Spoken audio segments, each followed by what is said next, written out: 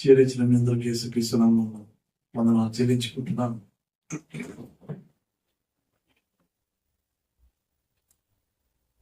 అవి యొక్క పరిశుద్ధ దినమా కూడా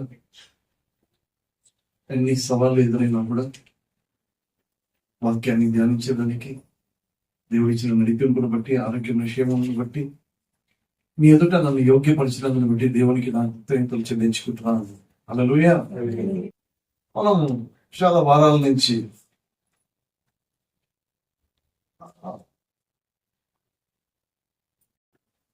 కొన్ని మాటలు మనం ధ్యానించుకుంటూనే వస్తుంటున్నాము.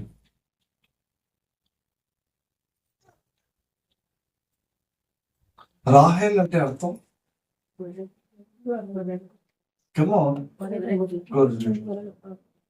రాహేల్ ఏ యొక్క ప్రాంతానికి చెందినది? బెత్లెహేం ఎఫ్రాతా. రాహేల్ ఎవరు అంటే తన యొక్క వృత్తి ఏంటి? గొర్రెల కాపరి. రాహేల్ అనబడుతుంటున్న గొర్రెల కాపరి చనిపోయి సమాధి చేయబడింది. సమాధి చేయబడిన స్థలము పేరు మిగ్దల్ ఏదర్. ఏ స్థలం అది? బెత్లెహేం. అంటే అంటే గొర్రె పిల్ల చనిపోయి సమాధి చేయబడి ఎక్కడ బెత్లెహేం ఎఫ్రాతాలో. ఆ స్థలము పేరు, ఆమెను పాతి పెట్టిన స్థలము పేరు మిగ్దల్ ఏదర్. ఓకే. ఆ వరుసలో పాత నిబంధన అంతా ముగించిపోయి కొత్త నిబంధనలు వచ్చినప్పుడు, యేసు ప్రభు యొక్క వంశావళికి వచ్చినప్పుడు ఏ విధంగా రాయబడి ఉందో చూద్దాం. అబ్రాహాము కుమారుడకు దావీదు కుమారుడైన యేసుక్రీస్తు. మత్తయి 1:1. అబ్రాహాము, దావీదు ఈ రెండు పేర్లు ఎందుకు తీసుకున్నాడు? అబ్రాహాము యొక్క పేరును తీసుకోగలిగితే దాని అర్థాలు ఏంటంటే, ఉదాహరణకు జక్కయ్య ఇంటికి రక్షణ వచ్చినప్పుడు జక్కయ్యకు దేవుడిస్తున్న బిరుదు ఏంటి? జక్కయ్య ఇతడు కూడా అబ్రాహాము కుమారుడే. జక్కయ్య అన్యాయస్తుడు, జక్కయ్య అన్యుడు అయినప్పటికీ అబ్రాహాము కుమారుడు అని నియమించబడ్డాడు. ఎట్లంటే దాని అర్థం ఏంటో, విశ్వాస సంబంధులే విశ్వాసము గల అబ్రాహాముకు వారసులైతారు. ఎవరు? విశ్వాస సంబంధులు విశ్వాసము గల అబ్రాహాముకు వారసులైతారు. మనం అందరము విశ్వాసులు అయితే విశ్వాసము గల అబ్రాహాముకు కుమారులైతాం. హల్లెలూయా. అబ్రాహాము కుమారుడు అగు దావీదు కుమారుడైన యేసుక్రీస్తు వంశావళి అని రాయబడి ఉంటుంది. 1:17 చదవండి. మత్తయి 1:17. ఇట్లు అబ్రాహాము మొదలుకొని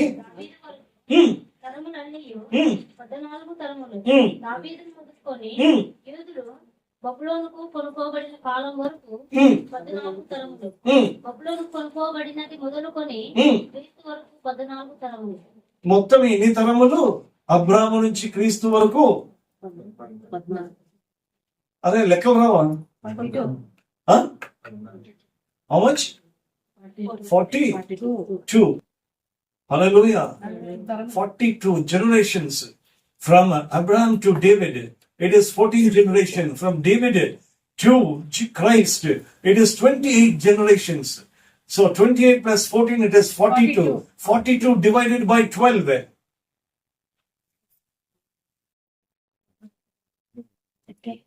42 divided by 12. Three and a half years. 3.5 years is Jesus Christ ministry. హల్లెలూయా. 3.5 సంవత్సరములు ఆయన బాప్టిజం తీసుకుని తర్వాత ఒక పస్కా పండుగను చూశాడు. ఆయన మినిస్ట్రీలో ఉన్నప్పుడు మధ్యలో ఇంకొక పస్కా పండుగ, ఆయన మరణించడానికి ముందు, శ్రమలు నొందడానికి ముందు మరొక పస్కా పండుగ. 3 పస్కా పండుగలు అంటే 3 సంవత్సరాలు, అటు ఇటు కలిస్తే 3.5 సంవత్సరాలు. హల్లెలూయా. ఈ 28 తరాల్లో జరిగిన ప్రతి సంఘటనను ఆయన 3.5 సంవత్సరంలో నెరవేర్చాడు. హల్లెలూయా. ఓకే, ఇంకా దావీదుకు వస్తే, దావీదు బెత్లెహేములో జన్మించి యెరూషలేములో పరిపాలించాడు. యేసు ప్రభు వారు బెత్లెహేములో జన్మించి యెరూషలేములో ఏమి చేయబడ్డాడు? సిమియోను చేత ఆశీర్వదించబడ్డాడు. ఓకే, ఈ గొర్రెల కాపరులు ఏమి చేశారు? రాత్రి వేళ వారు ఏమి చేస్తున్నారు? ఆ స్థలము పేరు ఏంటి? గొర్రెల కాపర్లు మందలను కాచుకున్న స్థలము పేరు మిగ్దలీదర్. ఎక్కడ రాహేలు ఎక్కడైతే గొర్రెలు కాచుకుని ఉందో, ఈ గొర్రెల కాపర్లు కూడా అక్కడే గొర్రెలను కాచుకున్నారు. మొట్టమొదట యేసు ప్రభు యొక్క జన్మము వారికి, ఆ గొర్రెల కాపర్లకే ఎందుకు తెలియజేయబడింది అంటే, ఈ గొర్రెల కాపరులు గొర్రెలను, శ్రేష్టమైన గొర్రెలను కాచుకొని అది మందిరం యొక్క బలి అర్పణలకు సిద్ధపరిచేవారు.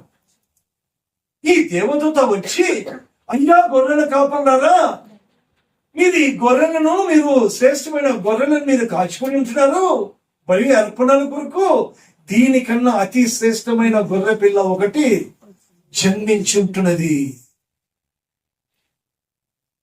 ఆ యొక్క గొర్రె పిల్ల లోక పాపములను మోసుకుని పోయితే శ్రేష్టమైన గొర్రె పిల్ల అని మొట్టమొదట మిగ్దల్ ఈదర్ దగ్గర ఉంటున్న గొర్రెల కాపరికి ఇచ్చిన సందేశం. కాబట్టి యేసు ప్రభు వారు కూడా బెత్లెహేములో జన్మించిన తర్వాతనే యెరూషలేములోకి అడుగు పెట్టాడు. ఈ రోజు నా జీవితము, మన జీవితము సమాధానంగా యెరూషలేము లాగా ఉండాలి అంటే నేను ఎక్కడ జన్మించబడాలి? కమోన్, ఎక్కడ జన్మించబడాలి? నేను బెత్లెహేములోనే జన్మించబడాలి. ఎందుకంటే బెత్లెహేములో జన్మించిన వాడు జీవ ఆహారమై ఉంటున్నాడు. ఆ జీవ ఆహారమే మనకు సాదృశ్యంగా మన ఎదుట ఇక్కడ ఉంటున్నది. ఈ యొక్క జీవ ఆహారాన్ని, ఈ జీవ ఆహారంలో నేను నూతనమైన జన్మముగా జన్మించకపోతే, ఈ రొట్టెను నేను రుచి చూడకపోతే, యెరూషలేము అనే సమాధానము నాకు దొరకదు. ఈ లోక సంబంధమైన సమాధానము నాకు దొరకొచ్చేమో గాని, ఈ లోక సంబంధమైన సమాధానము అది తాత్కాలికమైనదే.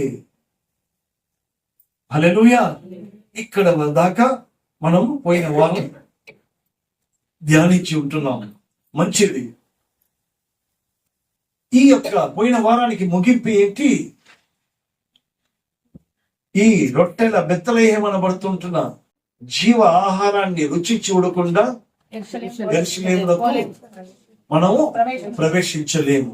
మరి యేసు ప్రభు వారు బెత్లెహేములో జన్మించి యెరూషలేములో ఆయన చేసిన సంఘటనలు ఏంటి? హల్లెలూయా. ఆయన చేసిన సంఘటనలు ఏంటి? మొట్టమొదటగా ఆయన యెరూషలేము మందిరంలో ప్రవేశించబడ్డాడు. చూద్దాం. లూకా రాసిన సువార్త 2:42.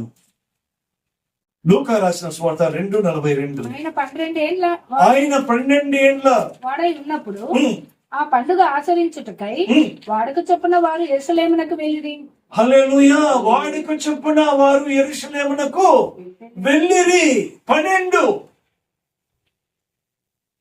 గుమ్మములు, 12 దూతలు, 12 గోత్రములు, 12 శిశువులు, 12 ఏండ్లు. 12 నెలలు, ఇవన్నీ ఒక సంపూర్ణతకు, it resembles for completeness and perfectness. అది సంపూర్తికు, సంపూర్ణమునకు సాదృశ్యంగా ఉంటున్నది. ఏది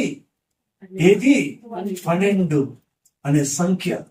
యేసు ప్రభు వారు ఆ సంపూర్ణతకు వచ్చి ఒక నూతన, ఇప్పుడు మనకి ఎన్ని మాసాలు ఉన్నాయి? 12 తర్వాత ఏమంటాం మనం? ఏమంటాం? It's a new year, new beginning. Yesu ప్రభు వారు 12 సంవత్సరాలు ఆగి ఉండి 12వ సంవత్సరానికి వచ్చి తన సంపూర్ణత, పరిపూర్ణతను కనపరుస్తుంటున్నాడు. తర్వాత ఆయన చేయబోయేదంతా ఒక నూతనమైన కార్యము. హల్లెలూయా. సరే, ఆయన ఈ యొక్క 12 సంవత్సరాలకు వచ్చి తన సంపూర్ణత, పరిపూర్ణతను కనపరిచినప్పుడు ఏం జరిగిందో 43.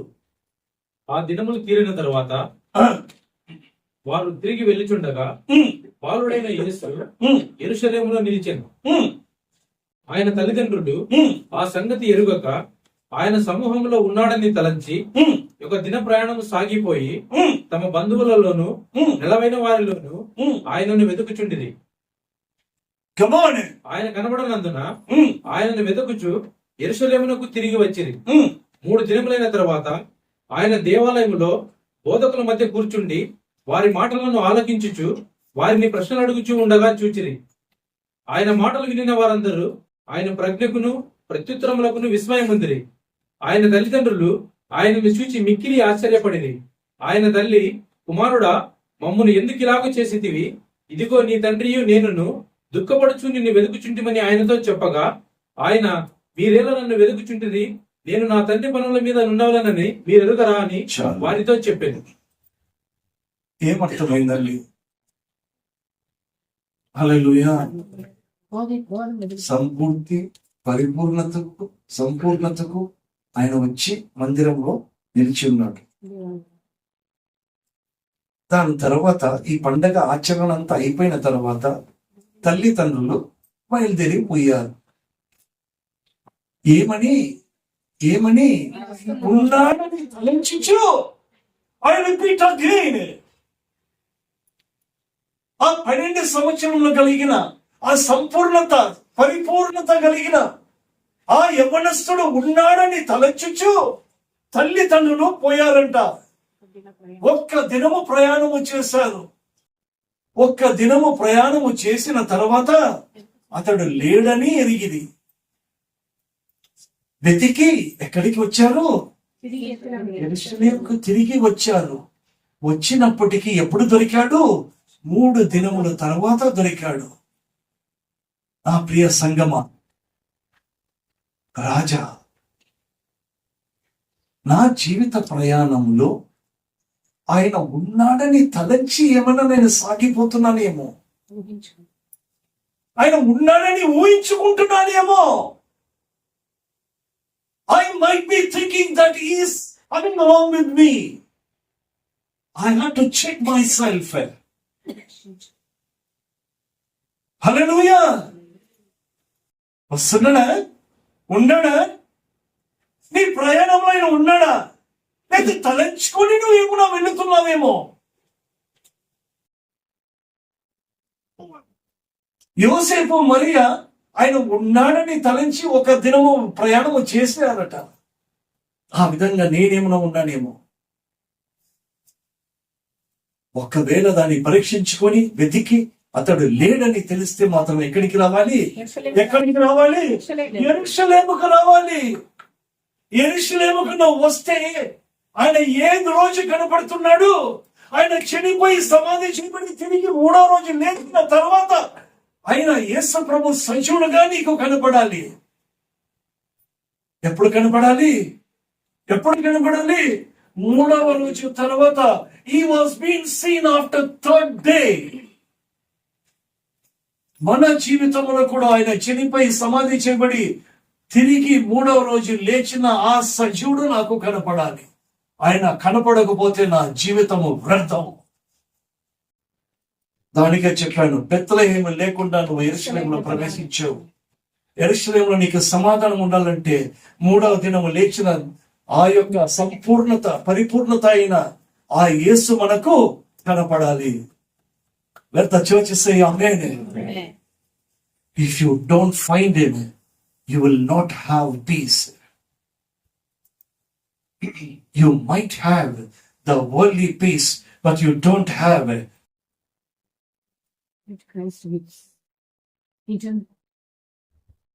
హల్లెలూయా. నా ప్రయాణం ఎంతవరకు సాగుతా ఉంది? హల్లెలూయా. చెక్ చేసుకోవాలి.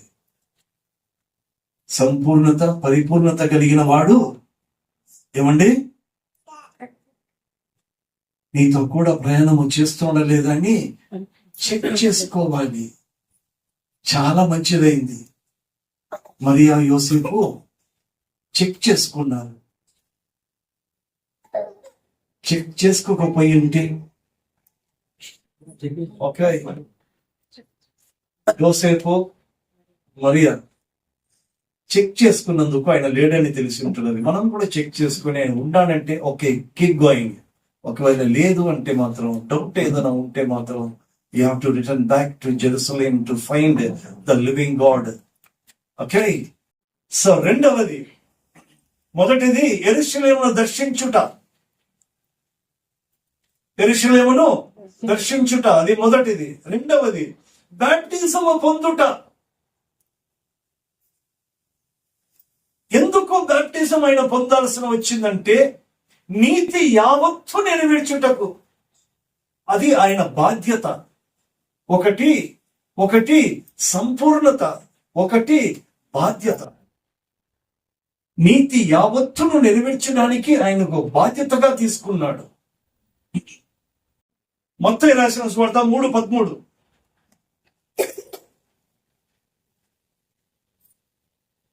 ఆ సమయమున ఇంతకు ఆయన బాప్తిజం తీసుకున్న వయసు ఎంత? సర్లేండి, మళ్ళా చూద్దాం. ఆ సమయమున యోహాను చేత బాప్తిస్మము పొందుటకు యేసు గలిలయ నుండి యోర్దాను దగ్గరనున్న అతని యుద్ధకు వచ్చాను. హల్లెలూయా. ఎక్కడి నుంచి ఎక్కడికి వచ్చాడు? గలిలయ నుండి. గలీలియా నుండి. యోర్దాను దగ్గర. గలీలియా అంటే అర్థం ఏంటి? సర్కిల్ అనే బదులు ఏమి, కంచె అనే బదులు ఈ లోకం అని అనుకుందాం. యేసు ప్రభు కూడా ఈ లోకంలోనే ఉన్నాడు. మరి వేరే ఏం ప్రత్యేకంగా నేనేం జీవించలే, ఈ లోకంలోనే ఉన్నాడు మనలాగనే. ఏంటండి, ఈ లోకాన్ని విడిచి ఎక్కడికి వచ్చాడంట? యోర్దాను యుద్ధకు వచ్చాడట. యోర్దాన్ అంటే అర్థము క్రిందికి ప్రవహించుట. ఎక్కడి నుంచి ఎక్కడికి ప్రవహిస్తుంటున్నదండి? అది క్రిందికి ప్రవహించి ప్రవహించి ప్రవహించి ఎక్కడికి పోతుందంటే మృత సముద్రముకి చేరుతా ఉంది. ఆ మృత సముద్రంలోకి చేరబోతుంటున్న ఆ యోర్దాను నదిలో దేవుడు ఏం చేశాడు? ఈ లోకాన్ని విడిచి అందులో మునిగి బయటికి వచ్చాడు. కొట్టుకోపోలేదు, మృతుడు కాలేదు. అక్కడ నీతిని నెరవేర్చడానికి, నీతి యావత్తు నెరవేర్చడానికి ఆ యోర్దాను దగ్గరికి వచ్చాడు. యోర్దాన్ అనే పేరుకి మరో అర్థం ఏంటంటే ఆశీర్వాదం. దాన్ని మరలా ఇంకొక పేరు చూస్తే దానికి నూతన జీవితము అంటారు. అమ్మా ఏమన్నా వింటున్నారా అసలు? యోర్దాన్ అంటే క్రిందికి ప్రవహించుట. అందులో యేసు ప్రభు అక్కడికి వచ్చిన దానికి బట్టి పేరు ఏమి వస్తుంటున్నదంటే బాప్టిజానికి ఆశీర్వాదము, లేకపోతే నూతన జీవితము అని వస్తుంది. కీర్తన 133:1 యాత్రా కీర్తన అంటారు దీన్ని. ఏం కీర్తన? క్రిందకి ప్రవహించుట కీర్తన అంటారు దీన్ని. సహోదరులు ఐక్యత కలిగి నివసించుట ఎంత మేలు, ఎంత మనోహరం. మంచిదే. అది తల మీద అది చదివేంత వరకే మనోహరము. అది తల మీద పోయబడి ఫరోను గడ్డపు మీదుగా కారి అతని అంగీల అంచు వరకు దిగజారిన పరిమళ తైలము వలె నుండును. సీయోను కొండల మీదికి దిగివచ్చు హెర్మోను మంచు వలె నుండును. సీయోను కొండ మీదికి నా తల మీదికి దిగివచ్చు. హెర్మోను మంచు వలె నుండును. ఎరుమోను మంచు వలె ఉండును. ఆశీర్వాదమును శాశ్వత జీవమును అచ్చట నుండవలనని యెహోవా సెలవిచ్చి ఉన్నాడు. ఎక్కడా ఏదో యోర్దాను నది అచ్చట. దేనికి సాదృశ్యం అది? యోర్దాను నది ఆశీర్వాదానికి సాదృశ్యంగా ఉంది. నూతన జీవితం కాదు, ఆశీర్వాదానికి సాదృశ్యంగా ఉన్నది. అక్కడ ఆశీర్వాదం దగ్గరికి యేసు ప్రభు ఎందుకు వచ్చాడటంటే నీతి యావత్తును నెరవేర్చడానికి బాధ్యతగా వచ్చాడు. రెండోది చూద్దాం,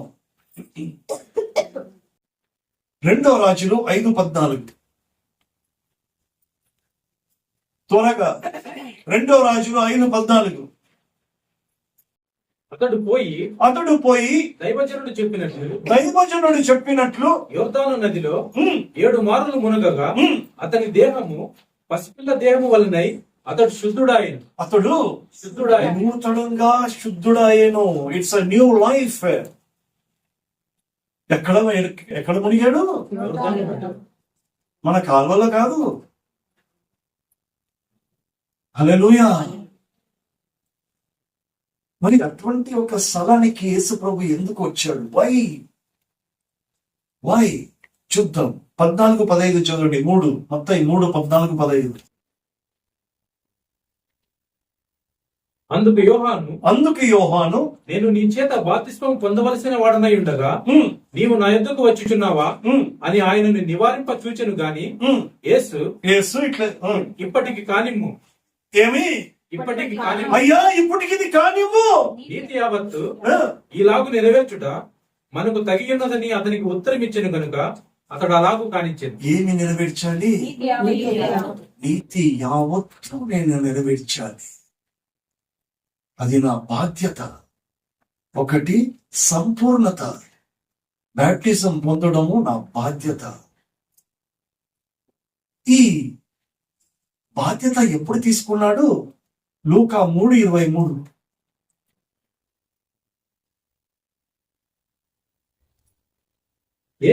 యేసు బోధింప మొదలు పెట్టినప్పుడు ఆయన దాదాపు 30 ఏళ్ల ఈడుగలవాడు. ఎన్ని ఈడుగలవాడు? బాప్టిజం తీసుకుని ఆయన పరిచర్యకి వచ్చినప్పుడు ఆయన వయసు 30. హల్లెలూయా. సంఖ్యాకాండము 4:3.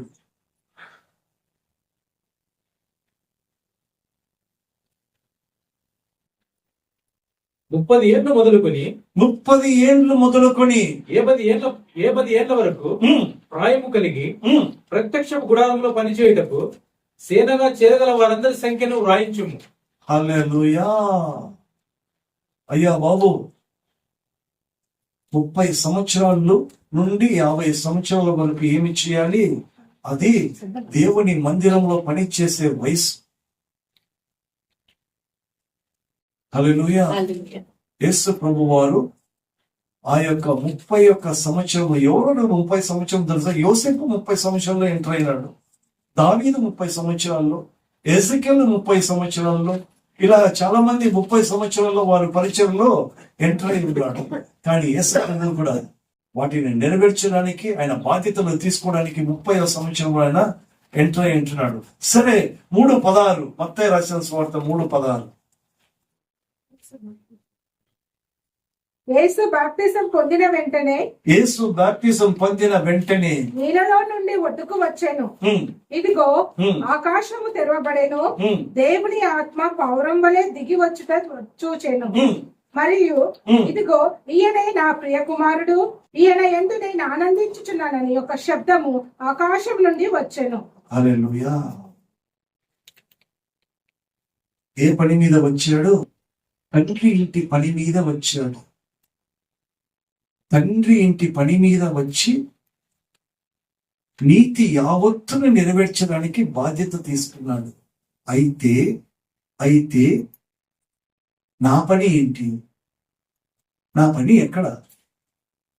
ఎక్కడండి నా పని? నా పని ఎక్కడా? ఈ లోకంలో నా పని? దేవుని దగ్గర కూడా ఏదైనా పని ఉందా లేదా? దేవుని యొద్ద కూడా పనిలో ఉంటే యేసు ప్రభు ఏమని పేరు తెచ్చుకున్నాడు? ఈయన నా ప్రియ కుమారుడు, ఈయనందు నేను ఆనందించుచున్నానని పేరు తెచ్చుకున్నాడు. నేను దేవునింటి పనిలో నేను లేకపోతే బలా నమ్మకమైన మంచి దాసుడా దాసురాలారా అని పేరు పొందలేను. ఆయన బాధ్యతలను నెరవేర్చాడు, నీతి యావత్తు నెరవేర్చాడు. ఇప్పుడు నేనేమి చేయాలి? ఆయన నీతిని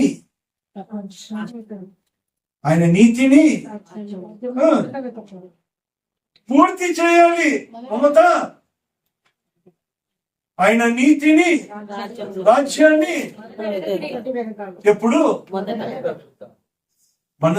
మీ మనసు మీద చేయబట్టుకుని మొదట నేను అదే వెతుకుతున్నానని ఎంతమంది చెప్పగలరు? హల్లెలూయా. Can anybody say that?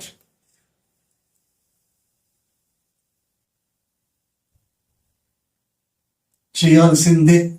అది విశ్వాసుల యొక్క తల విధి, తల రాత. అది ఏమండి? అది ఏంటది? తల రాత. ఆ సంఖ్యలో నేను ఉన్నానా లేనా? చదవండి 4:3 సంఖ్యాకాండం 4:3. ఏంటో తెలుసా సంఖ్యాకాండం అంటే? 30 ఏళ్ళు మొదలుకొని 10 ఏళ్ల వరకు ప్రాయము కలిగి, ఇది ప్రాయం అంట, ముసలోళ్ళు కాదు, ప్రాయం. ప్రత్యక్షపు గుడారంలో పనిచేయుటకు సేనగా చేరగల వారందరి సంఖ్యను రాయించు. మళ్ళా రాయించుకున్నప్పుడు అందులో నా పేరు రాయించగా లేనా? ఆధార్ కార్డు మాత్రం ఉందేమో, పాన్ కార్డు మాత్రమే ఉందేమో, రేషన్ కార్డు ఉందేమో. ఇక్కడ కూడా సంఖ్యలు కూడా పేరు రాయించాలి.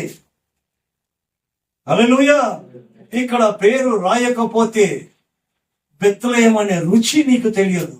బెత్లెహేం అనే రుచి నీకు తెలియకపోతే సమాధానం అనేది నాకు రాదు. ఇక లోక సంబంధమైన సంఖ్యలో నేను ఏ విధంగా పాన్ కార్డు, ఆధార్ కార్డులో ఉండి నా సంఖ్యలో ఉందో, ఈ లోక సంబంధమైన ఏం బేకరీ అది? బెంగళూరు బేకరీ, ఆర్ఆర్ బేకరీ, ఈ బేకరీలో దొరికే బ్రెడ్ తిని ఈ లోక సంబంధమైన సమాధానం పొందుకుంటానేమో కానీ బెత్లెహేంలో దొరికే బ్రెడ్ మాత్రం నేను రుచి చూడకపోతే ఆ యొక్క దైవికమైన సమాధానం అయితే మాత్రం నేను పొందుకోలేదు. ఏం చేయాలి? సంఖ్యలో పేరు రాయబడాలి. అది రాయబడాలంటే ఆయన నీతిని, ఆయన రాజ్యాన్ని వెతికేవాడిగా నేను ఉండాలి. ఇది మాట్లాడేది నా కొరకు కాదండి. ఇది 2 అంచెల గల కట్టం. ఒకటి మీకి, ఒకటి నాకి. చేయకపోతే మీకు ఒక దెబ్బనే, నాకి ఎందుకు మాట్లాడుతున్నందుకు.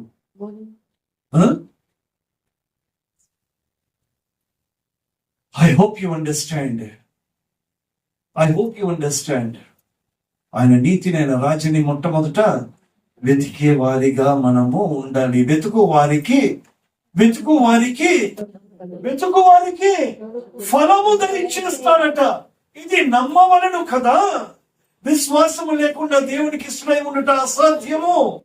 ఆయన ఎద్దుకు వచ్చేవాడు ఆయన ఉన్నాడనియో చనిపోయి సమాధి చేయబడి 3వ రోజు సజీవుడుగా ఉన్నాడనియో ఇది కంఠస్థమే గాని మన కంఠము ఆయన లేడు.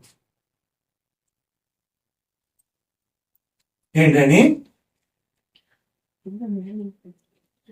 ఇది కంఠస్థమే. కంఠంలో ఉన్నాడా?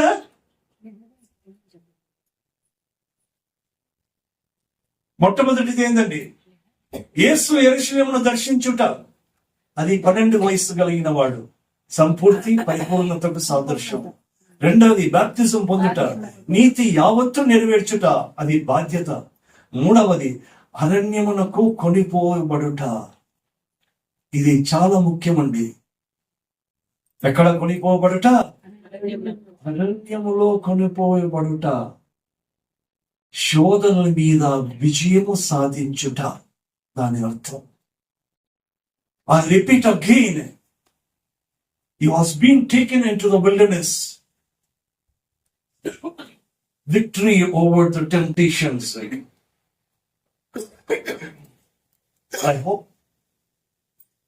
I want everybody attention to be with me. నేను మళ్ళా చెప్తున్నాను, ఈ లోకంలో జరిగేటివి నాకు ఇక్కడ జరగకూడదు. ఇక్కడ జరిగేటివి లోకంలో జరగచ్చు. Keep it in your heart.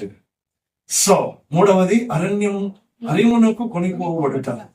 మత్తయి రాసిన సువార్త 4:1. అప్పుడు యేసు అపవాది చేత శోధింపబడుటకు ఆత్మ వలన అరణ్యమునకు కొనిపోబడెను. ఎందుకు కొనిపోయబడెను? శోధించబడుటకు. నేను అడిగిన ప్రశ్నకు మాత్రమే జవాబు చెప్పాలి. ఎందుకు కొనిపోబడెను?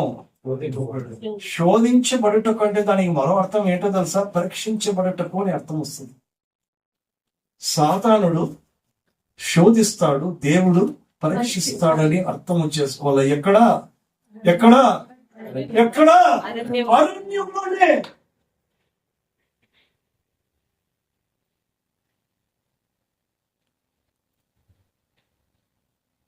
హల్లెలూయా. ఇశ్రాయేలీయులు ఐగుప్తు నుంచి బయటికి వచ్చిన తర్వాత హైవే రోడ్ లో ప్రయాణము చేయలేదు. ఎక్కడ ప్రయాణము చేశారు? అరణ్యంలోనే. హల్లెలూయా. మనది కూడా ఇక్కడ చేరొచ్చిన ప్రతి ఒక్కరి యొక్క జీవితం, ప్రతి ఒక్కరి యొక్క యాత్ర జీవితం ఇది అరణ్య జీవితమే. ఈ అరణ్య జీవితములో ఆయా సమయంలో ముందు పోతే ఏమొస్తుంది? ముందు పోతే ఎర్ర సముద్రం వస్తుంది, వెనుకలు పోతే పట్టుకోలేవు.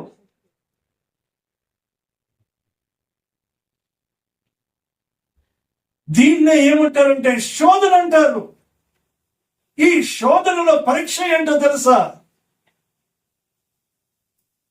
అయ్యా, నేను ముందు పోలేకపోతున్నా, వెనక్కి పోలేకపోతున్నా. నా జీవితం ఏంటి? నా పరిస్థితి ఏంటంటే, నీ చేతుల్లో ఏముంది? ఒక కర్ర ఉంది. నీ ఎదుట దాన్ని చూపు. ఎర్ర సముద్రం ఏం కావాలి? పాయలైపోవాలి యేసు నామములో. ఆమేన్. సాగిపో. హల్లెలూయా. సాగిపోతుండు యేసు ప్రభు వారు. సాగిపోయాడు. చూద్దాం ఎలా సాగిపోయాడో. ఏ విధంగా కొనిపోయబడ్డాడు? ఎలా కొనిపోయబడ్డాడు? ఆత్మ వలన కొనిపోయబడ్డాడట. ఎందుకు? Again why?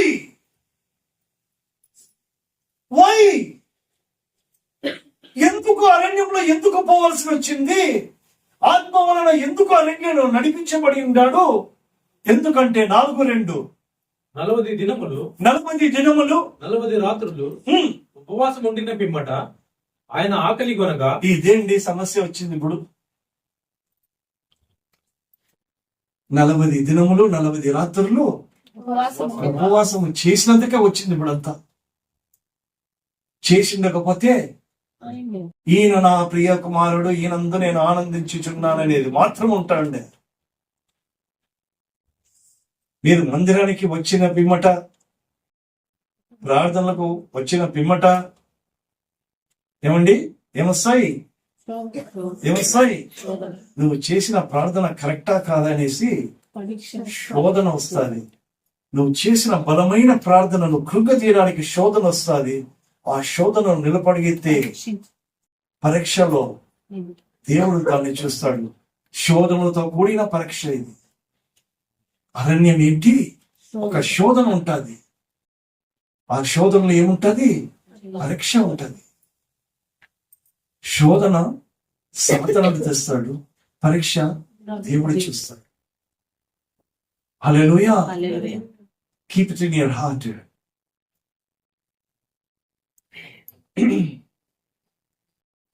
యేసు ప్రభు వారు ఏ విధంగా కొనుపోయబడ్డాడు? ఆత్మ చేత కొనుపోయబడ్డాడంటే అర్థం ఏంటో తెలుసా అండి ఇది? In humanity he was showing the divinity. In humanity he showed the divinity. తెలుగులో ఎలా చెప్పాలి దీన్ని? మానవ శరీరములో దైవత్వమును చూపించుట. ఆత్మలో కొనిపోయబడ్డాడటంటే మానవ శరీరంలో ఏమి చూపించాలా? దైవత్వమును చూపించాలి.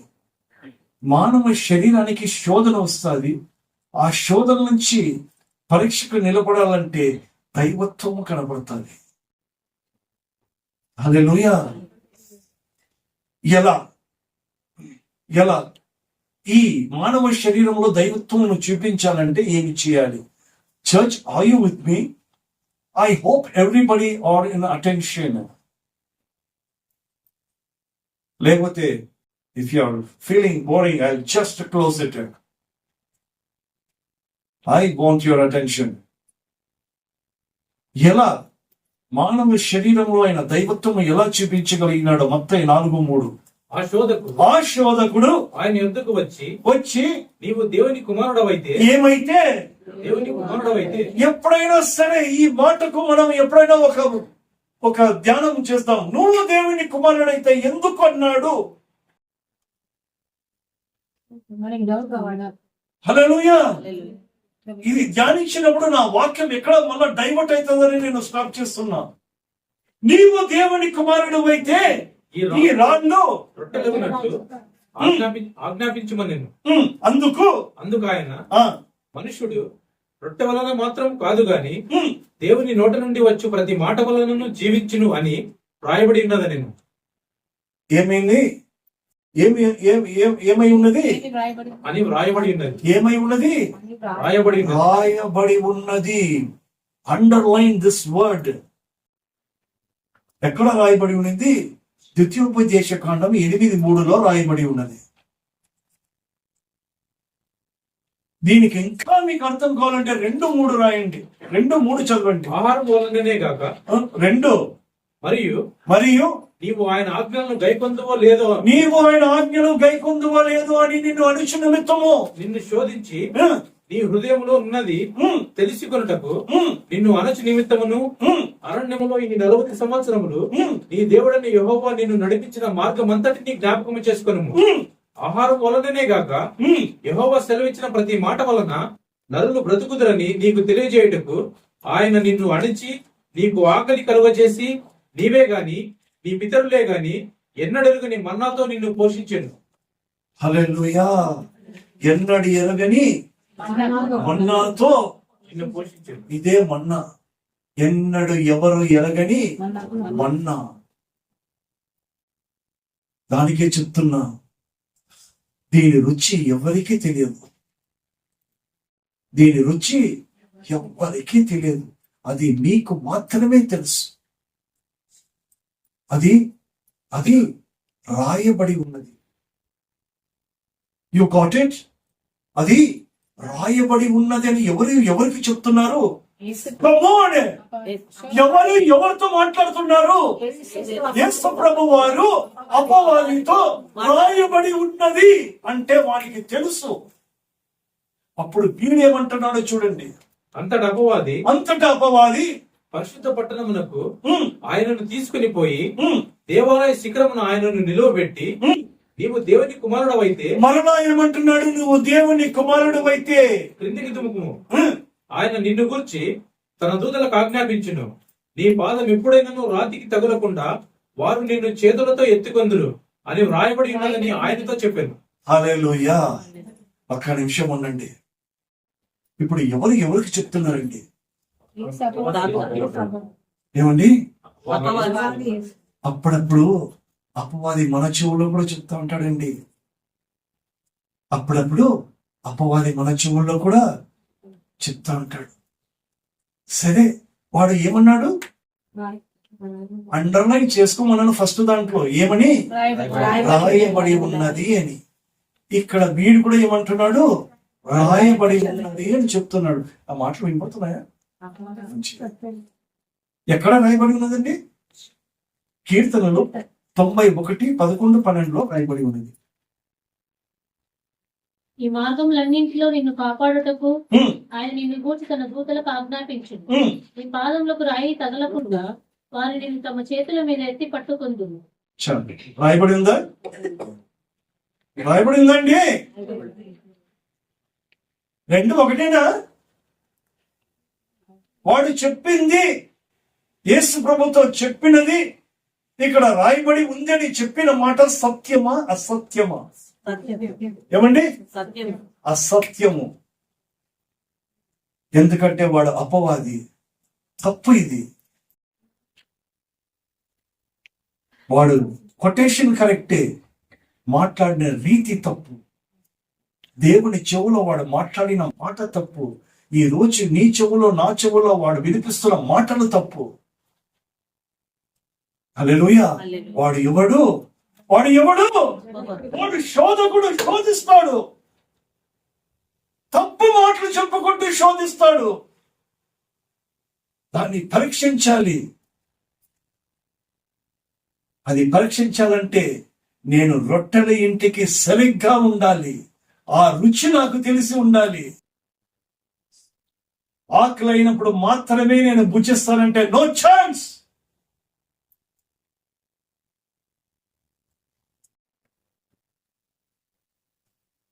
I repeat again. అయ్యా, కరెక్షన్ నీకు ఎక్కడ ఉందో చెప్తాను. 91, 12 చదవండి. నీ పాదములకు రాయి తగల చాలు. మీ పాదములకు ఇదే మాట మత్తయి 4:6 చదవండి. నీవు దేవుని కుమారుడవైతే క్రిందికి దుముకుము. ఆయన నిన్ను గురించి తన దూతలకు ఆజ్ఞాపించాను. నీ పాదం ఎప్పుడైనాను రాతికి మీ తగులు. పాదములు ఎప్పుడైనాను ఎంత తప్పో తెలుసా ఇది? నీ పాదములు ఎప్పుడైనాను రాతికి తగులకుండా రాతి యేసు ప్రభుకు తగలాల్సిందే. మనందరికీ రాయి తగలాల్సిందే. ఈయన ఏమన్నాడు? రాయి తగలకుండా కాపాడుతున్నాడు, కానీ ఎప్పటికే రాయి తగలకుండా నేను కాపాడుకుంటా పో అని చెప్పలే. నేను నా అంతగా నేను పోయి తగులుకుని నాకెందుకు కాపాడలేదంటావు రేపు. హల్లెలూయా. నువ్వు దేవుని మార్గంలో పోతున్నప్పుడు తగలకుండా నిన్ను కాపాడుతాడు, కానీ నా ఇష్టానుసారం పోయినప్పుడు అంతా కాపాడతాడని వాక్యం చెప్పలే. వీడు అలా చెప్తున్నాడు. ఎంత తప్పు ఇది! ఎంత తప్పు ఇది! నీ పాదం ఎప్పుడైనాను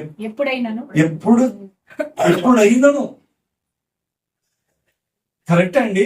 తెలుగు ఎప్పుడైనాను అంటే ఆల్వేస్. బట్ ఇక్కడ 91లో ఒరిజినల్ అది కాదు. సాతాను యొక్క వాయిస్ ఎప్పుడైనాను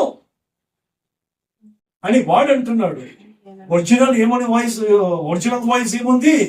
పాదములకు తగలకుండా అక్కడ వరకే. నీ ఇష్టాన్ని తగిలించుకుంటే I'm not the responsible. Okay, you are in the wilderness and everybody are in the wilderness. Okay, అందరూ అరణ్యం. నీ అంతకు పోయి రాలేదు కొట్టించుకుంటే నువ్వు బ్యాండేజ్ కట్టుకోవాల్సింది. హల్లెలూయా. బట్ నా మార్గంలో నడిచినప్పుడు దేవదూతలు వచ్చి కాపాడును కాక. ఎంత తప్పు! ఎంత తప్పు! యేసు ప్రభు దగ్గరే తప్పు మాట్లాడితే మన దగ్గర ఎన్ని తప్పులు మాట్లాడుతూ ఎన్ని అర్థాలు మారిపోతాయేమో. సంగమా, ఏ మాటలు వింటున్నావు? ఏ మాటలు వింటున్నావు? ఒరిజినల్ టెంపరవరీయా? డూప్లికేట్ వింటున్నామా లేకపోతే ఒరిజినల్ వింటున్నామా? గమనించాలి. హల్లెలూయా. చాలా మటుకు డూప్లికేట్ లో మనం నడిచిపోతుంటున్నాం. చాలా మటుకు ఎక్కడ సాగిపోతుంటున్నాం? ఎక్కడ? డూప్లికేట్ లోనే. ఒరిజినల్ ఎవరికి తెలియదు. అందుకు దేవుడు ఏమంటున్నాడు తెలుసా? అందుకు యేసు ప్రభువైన నీ దేవుని నీవు శోధింపవలదని మరి ఒక చోట వ్రాయబడి ఉన్నదని వానితో చెప్పాను. ఏమన్నాడు? ప్రభువైన నీ దేవుని నీవు శోధింపవలదు. నీవు అంటే దేవుణ్ణి వాడు శోధిస్తున్నాడు. యేసు ప్రభు బెత్లెహేంలో పుట్టినవాడు. ఆ రొట్టెల యొక్క రుచి తెలుసు, ఆయనే జీవ ఆహారం ఆయనకి తెలుసు. కాబట్టి ఒరిజినల్ ఏంది, డూప్లికేట్ ఏందో తెలుసుకున్నాడు. అది మనం కూడా తెలుసుకోవాలంటే బెత్లెహేంలో నువ్వు జన్మించకపోతే, దానికి విలువలు ఇవ్వకపోతే, దానికి ప్రాధాన్యత ఇవ్వకపోతే, దానిని బట్టి నీకు తృష్ణ ఆశ లేకపోతే యెరూషలేము అనేది మాత్రము చూడలేము గాక చూడలేము. డూప్లికేటే అనేది ఒరిజినల్ కాదు. హల్లెలూయా. ఏంటండి రాయబడి ఉన్నది? ద్వితీయోపదేశకాండం 6:16.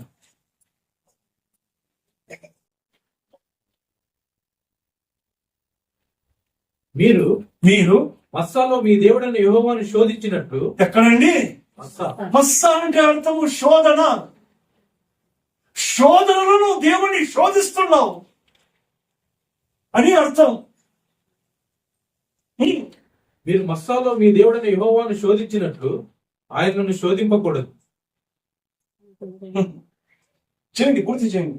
మీ దేవుడైన యెహోవా ఆజ్ఞలను అనగా సైలండి. మస్సా అంటే దేవుడు ఏమంటున్నాడో తెలుసా? అయ్యా, నువ్వు శోధిస్తున్నావు. ఇది కూడా రాసింది, నేను దేవుడైన యెహోవాని ఏం చేయకూడదు, శోధించకూడదు. నువ్వు నా దగ్గర నన్ను శోధించొద్దు.